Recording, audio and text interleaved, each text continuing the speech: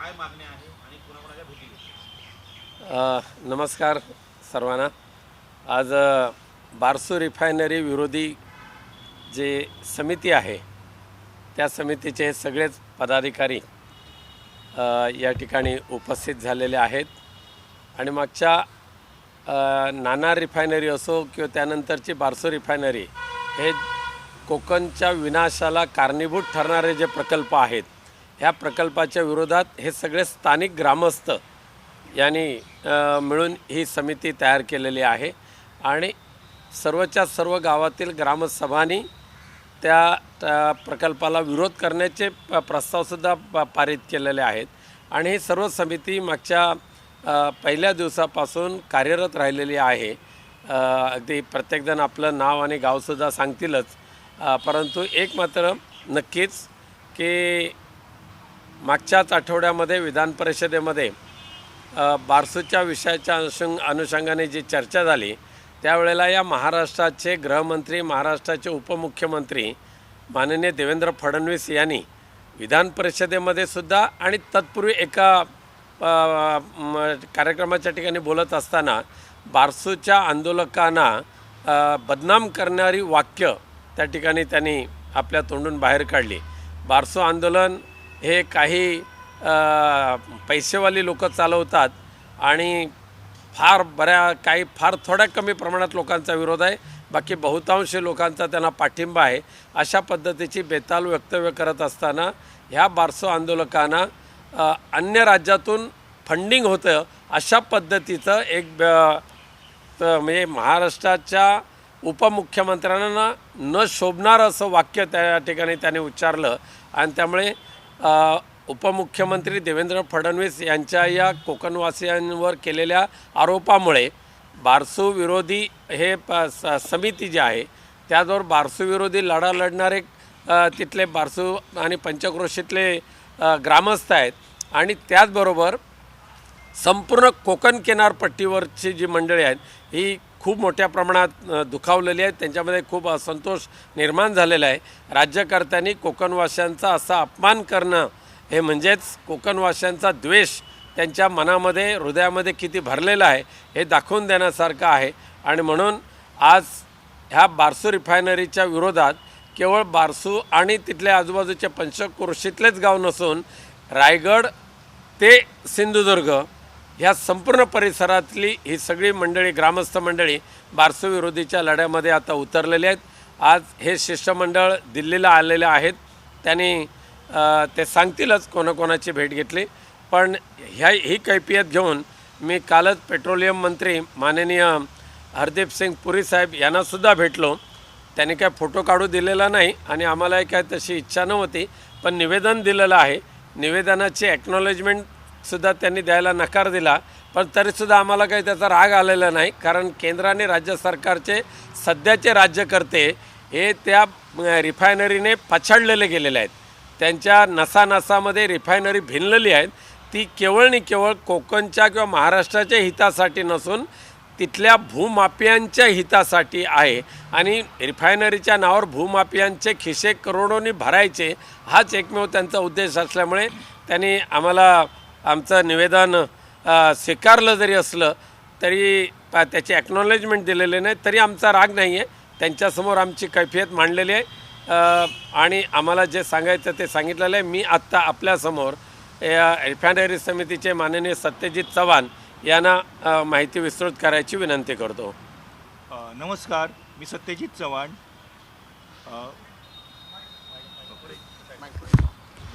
सगळ्यांची ओळख करून देऊन दे का आधी? हां, तुम्हीच ओळख करून द्या एक एक। नमस्कार, मी सत्यजित चव्हाण, गाव राजापूर, बारसूला लागून जे शहर आहे राजापूर शहर, त्या शहरात माझं घर आहे। तर आता आम्ही इथे आलेलो आहोत, ही बारसूची कमिटी, त्याची मी ओळख करून देतो। हे आमचे शंकरसाहेब जोशी गोवळचे, गोवळ रिफायनरी समितीचे मुंबईचे अध्यक्ष, हे वैभव कोळवणकर रिफायनरी आमचे संघटनेचे मुंबईचे अध्यक्ष, नितीनसाहेब जठार हे आमचे संघटनेचे मार्गदर्शक आहेत आणि गाव तारळ राजापुरातलंच आणि रिफायनरीवरील संघटना होती नाणारची, त्याचे हे सरचिटणीस आहेत. हे अध्यक्ष आहेत पूर्ण संघटनेचे जे अध्यक्ष आहेत ते अमोलजी बोळे, आणि त्यानंतर संघटनेचे उपाध्यक्ष कमलाकरजी गुरव, आणि अजूनही काही मंडळी आलेली आहेत. जसं नरेंद्र जोशीचे सरचिटणीस आहेत आणि ग्रामीण खजिनदार दीपक जोशी हेही इकडे आलेले आहेत. तर आमचं म्हणणं असं होतं की हा लढा 2-2.25 वर्षापेक्षाही जास्त चालू आहे. तर नेहमीच आम्ही तहसीलदार असेल, प्रांत असेल, कलेक्टर असेल किंवा बऱ्याचशा राज्यातल्या मंत्री वगैरेंच्या आम्ही संपर्कात होतो, म्हणजे पत्र वगैरे देत होतो. पण राज्य सरकारने आता जे वक्तव्य केलेलं आहे विधानसभेत, एक मंत्री महोदय, 2 मंत्री महोदय आणि त्याच्या विषयी ती बोलतीलच. पण आमचं असं म्हणणं आहे की या राज्य सरकारला सगळ्यांना कळलेलं आहे की आमचा किती विरोध आहे वगैरे. पण आमची इच्छा होती की दिल्ली लेवलला काय माहिती आहे, कारण आमचा दिल्ली लेवलचा संपर्क म्हणजे खासदार विनायक राऊतजी साहेब यांचाच होता. तर यांनी रिक्वेस्ट केली होती की मी तुम्हाला हरदीप सिंग पुरी यांची भेट घडवून आणतो, म्हणजे तिकडे काय दूध का दूध पाणी का पाणी कळेल. म्हणजे केंद्राचं प्रेशर आहे किंवा केंद्र हा प्रकल्प करू इच्छितो की नाही इच्छितो, कारण राज्य सरकार तर असं म्हणत होतं की आम्ही करणारच, असं स्टेटमेंट वगैरे येत होतं. तर यामध्ये किती तथ्य आहे हे बघायला आम्ही ग्रामीण संघटना आमच्या स्वतःच्या पैशाच्या खर्च करून इकडे आलेलो आहोत. नेहमी आमच्यावर फंडिंगचे आरोप होतात, तर ते पूर्णपणे खोटे आहेत, त्याच्याविषयी पण पुढे म्हणतील. तर मी हरदीप सिंग पुरी काय म्हणाले याच्याविषयी जरासं म्हणेन. पहिलं म्हणजे आम्ही आमचा जो लढा पूर्णपणे 2 वर्ष सुरू आहे त्याची म्हणजे छायाचित्र ही पूर्ण दाखवली की अशा प्रकारे एवढा मोठा विरोध होत आहे. दुसरं म्हणजे तिकडे होणारं पोलिसांचं रिप्रेशन, दडपशाही याच्याविषयी झालेल्या 450-500 लोकांवरच्या केसेस याबद्दलही माहिती दिली. तिसरं म्हणजे तिकडे ज्या बारसूच्या आणि बारसूती देवाचे गोठणे या सड्यावर 10 ते 15,000 वर्ष जुनी ही कातळशिल्प आहेत. तर हा हेरिटेज व्हावा म्हणून प्रत्येक ग्रामपंचायतीने इथे ग्रामसभेचा ठराव केलेला आहे, तो महाराष्ट्र पुरातत्व खात्याकडे पाठवलेला आहे आणि त्याच्यावर ही कारवाई काही चालू आहे. तरी पण त्या पुरातत्वात एवढ्या मोठ्या ठेव्याची कसलीही तमा न बाळगता ते इकडचं सरकार हे रेटू इच्छित आहेत. आत्ता जरी उत्तर दिलं असलं त्यांनी की आम्ही कातळशिल्प वगळू, पण ती कातळशिल्प कुठली वगळायची आहेत याच्याबद्दल त्यांच्याकडे कुठलीही माहिती नाही. आत्ता त्यांनी सर्वे करायला काही माणसं पाठवली आहेत, म्हणजे हे वराती मागण्याचं घोडं आहे. अध्यादेशाची तयारी करतात आहेत, विधानसभेत बोलतात आहेत, सगळे काही बोलतात आहेत, पण त्यांना नक्कीच लोकेशन्स माहीत नाहीत अजून. हे म्हणजे किती यांना घाई लागलेली आहे प्रकल्प रेटायची हे याच्यावरून दिसून येतं. अजून आम्ही सांगितलं की जो किनाऱ्यामध्ये ती जेट्टी किंवा SPM किंवा तो किनारा टँकर येण्यासाठी तो वापरतात नाटे आंबोळकर राजवाडीचा, तोही किनाऱ्याची सगळी CRZ-1A म्हणजे तिथे काही होऊ शकत नाही या कॅटेगरीमध्ये येतो. ही कागदपत्रं आम्ही यांना साहेबांना हरदीप सिंग पुरी साहेबांना दिली होती. तर त्यांनी सांगितलं की हे सगळं आम्हाला माहिती आहे, साधारणपणे कल्पना आहे, पण आम्ही असं म्हणतच नाही आहे की आम्ही इकडे प्रकल्प करू. रिपोकांचा विरोध असेल तर आम्ही प्रकल्प कसा राबवणार.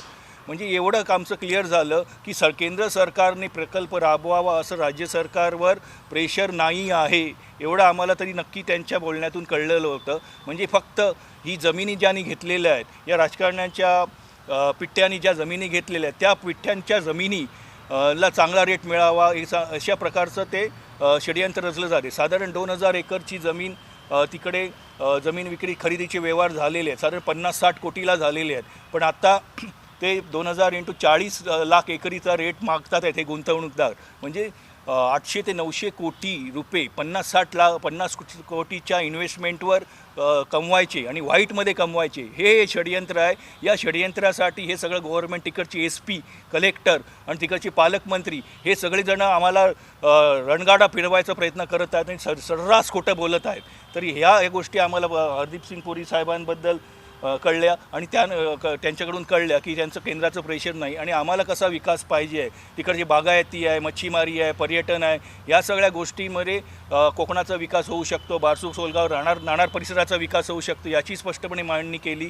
आणि आम्ही त्यांचे धन्यवाद देतो की त्यांनी आम्हाला क्लिअर पिक्चर, केंद्राचं काय भूमिका याची क्लिअर पिक्चर ठेवल्याबद्दल त्यांचे धन्यवाद. आता पुढे मी नितीन जठार यांना मी सांगेन की फडणवीसांनी वक्तव्य केलं होतं आणि उदय सामंतांनी वक्तव्य केलं, त्याच्यावर ते प्रकाश टाकतील. नमस्कार. एक सेकंड.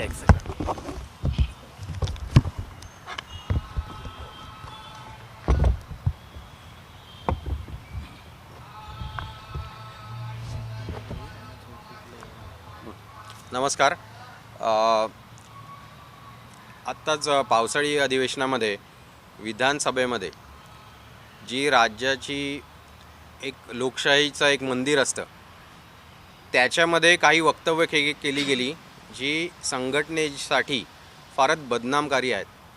त्याविषयी मला पूर्णपणे निषेध नोंदवायचा आहे आणि ते आम्ही टी व्हीच्या आणि वर्तमानपत्राच्या माध्यमातून ते आमच्यापर्यंत पोचलं. त्याच्यानुसार बघितल्यानुसार वाचल्यानुसार त्याच्यात असं होतं की बाबा हे इकडचे जे लोक आहेत जे विरोध करत आहेत तर देवेंद्र फडणवीस साहेबांकडून ते आलेलं वक्तव्य होतं की ह्यांना फॉरेन फंडिंग येतं. आधीच असं चालू होतं त्यांच्याकडे बँगलोरवरून कुठून येतं काय त्यांचं ते असं म्हणणं होतं की ह्यांना बाहेरून पैसे येतात.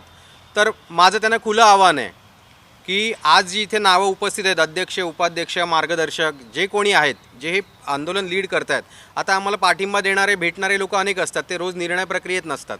पण या पदाधिकारी हे जे स्थानिक आहेत ह्याच्यातले एक तरी माणूस तुम्ही बाहेरचा आम्हाला दाखवा. तुम्ही केलेले जे आरोप आहेत त्याची कागदपत्रं आम्हाला सादर करा किंवा आमची काही कागदपत्रं हवी असतील तर ती तुम्ही मागवा. आज आम्ही 2 वर्ष तुम्हाला 100-150पेक्षा जास्त पत्र लिहिलेत सरकारला, त्याचं एकाचंही उत्तर आलेलं नाही आहे. ते ही असे आरोप लोकांवर सामान्य माणसांवर आरोप करायच्याऐवजी एक भेट दिली असती ना तरी तुम्हाला खरं खोटं कळलं असतं. जर हे तुमचं म्हणणं नाही आहे तर तुम्हाला ही माहिती कोण पुरवतं आहे, ते अधिकारी कोण आहेत, त्यांच्यावर ॲक्शन घ्या ना. आम्हाला कशाला बदनाम करताय. आणि माझं तर स्पष्ट म्हणणं आहे की हे आंदोलन तुम्हाला जड जातं आहे म्हणून आता तुम्ही हे असे आरोप करून लोकांनी त्यांचं ऐकू नये, त्यांच्यावर विश्वास ठेवू नये, राजकारणी त्यांना भेटीगाठी देऊ नयेत, ह्याच्याकरता तुम्ही जर करत असाल तर माझा पूर्णपणे याला निषेध आहे. आणि जर तुम्ही ते प्रूव्ह करू शकला नाहीत तर राजापुरात येऊन तुम्ही संपूर्ण कोकणी माणसाची माफी मागितली पाहिजे. आणि मी कोण हे सांगणारा नाही आहे. आज त्या घराघरामध्ये आमची नावं आहेत, आम्हाला ओळखतात, आमचे व्यवसाय ओळखतात, आमच्याकडे कामं करतात, आम्ही लोकांकडे जाऊन कामं करतो. ती संपूर्ण कोकणी जनता ही तुमच्या या विधानांमुळे नाराज आहे, याच या माध्यमातून तुमच्यापर्यंत पोहोचवतो आहे. आणि ह्यांच्यासमोर पुन्हा निवडणुकीला सामोरे जाताना तुम्ही कसे जाणार आहात हे तरी आम्हाला कळू द्या. आणि जर तुमचं स्वतःचं असं म्हणणं नसेल, चुकीची माहिती येते, तर आम्हाला वेळ द्या.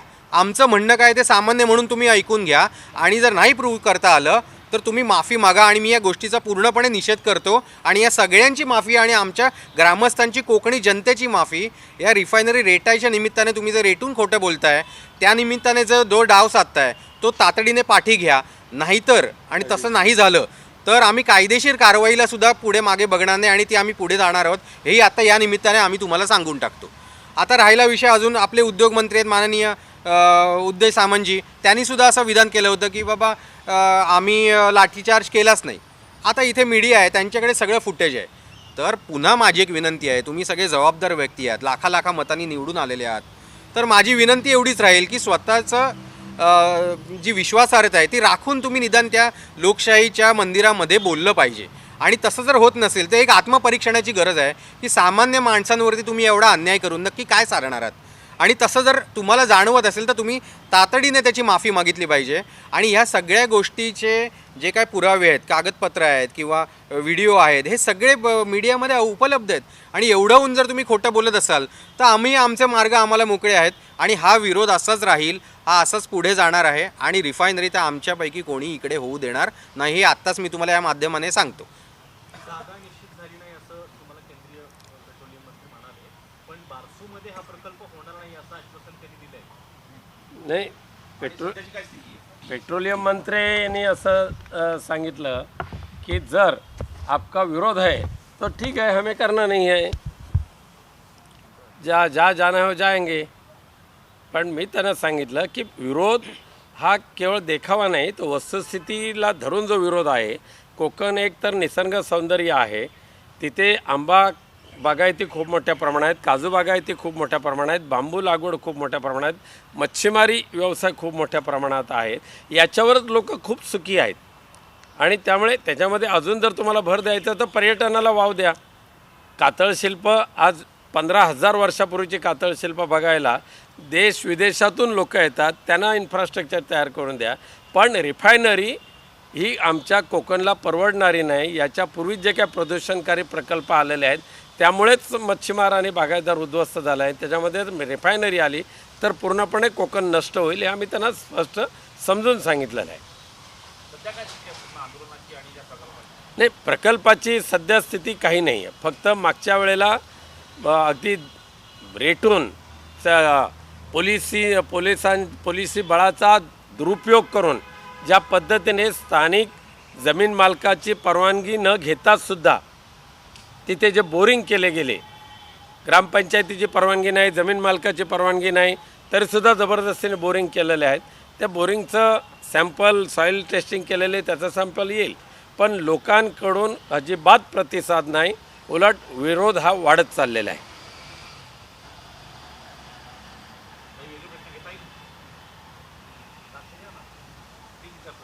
सर, एक प्रश्न असा आहे की आमदार बच्चू कडू जे आहे ते सरकारसोबत आहे, पण तेच सरकारच्या विरोधात शेतकरी बेघरांच्या घरासाठी लोक आंदोलन करताय अमरावती. बच्चू कडूंचं आत्ताचे जे म्हणणं आहे ते योग्य आहे, कारण महाराष्ट्राच्या अनेक भागामध्ये अतिवृष्टी झाली, तर बऱ्याच भागामध्ये आजही पाऊस पडलेला नाही. त्यामुळे अतिवृष्टी झालेल्या ठिकाणी शेतकरी उद्ध्वस्त झाला, पाऊस पडला नाही तिथलासुद्धा शेतकरी उद्ध्वस्त झाला. आणि सध्याच्या शिंदे सरकारने, गद्दार सरकारने फक्त एकरी एवढे देऊ तेवढे देऊ असं फक्त जाहीर केलं, अद्यापही त्यांना पैसे मिळालेले नाहीत.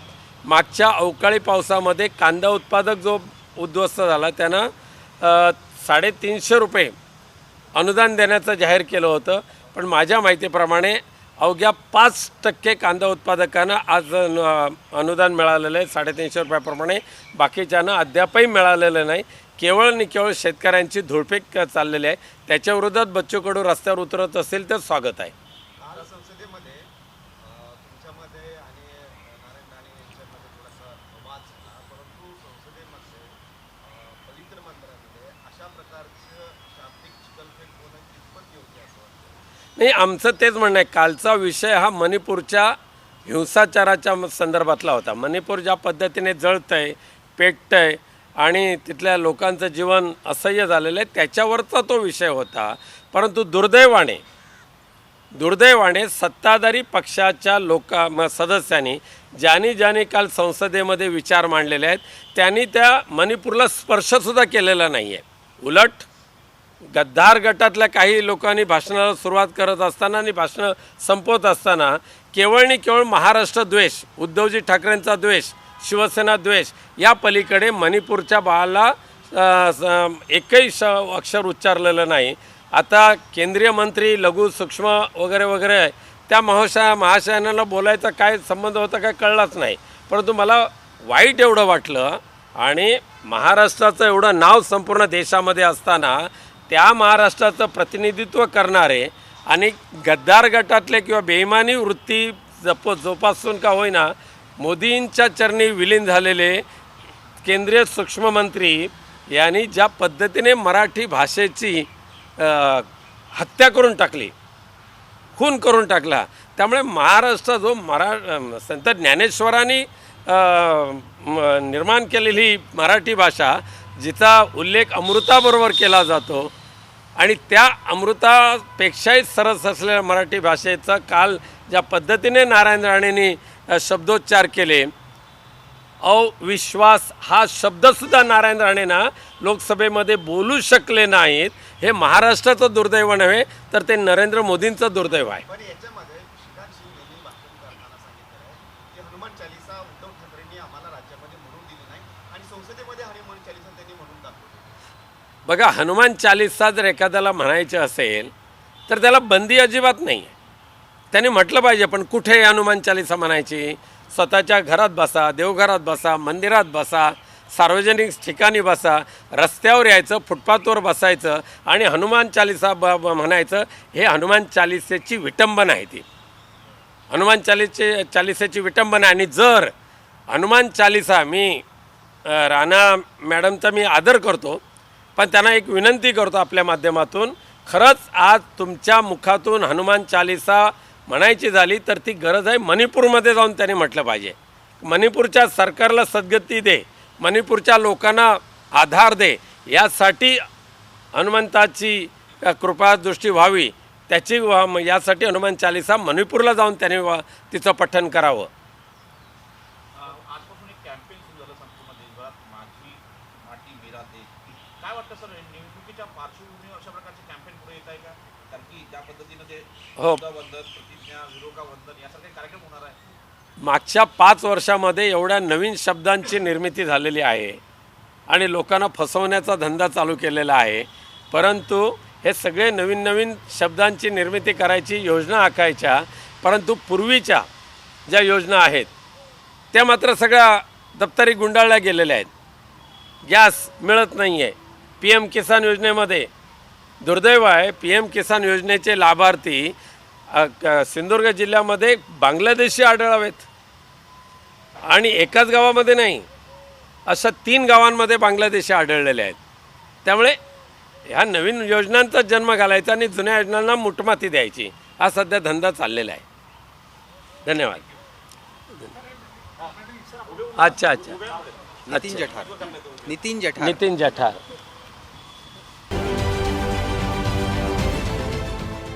देश विदेशातील प्रत्येक घडामोडींचे लाईव्ह अपडेट मिळवण्यासाठी आता साम टीव्हीच्या सर्व सोशल मीडिया प्लॅटफॉर्मला लाईक, फॉलो आणि सबस्क्राईब करा. तसंच सर्व नोटिफिकेशनसाठी बेल आयकॉन प्रेस करायला विसरू नका.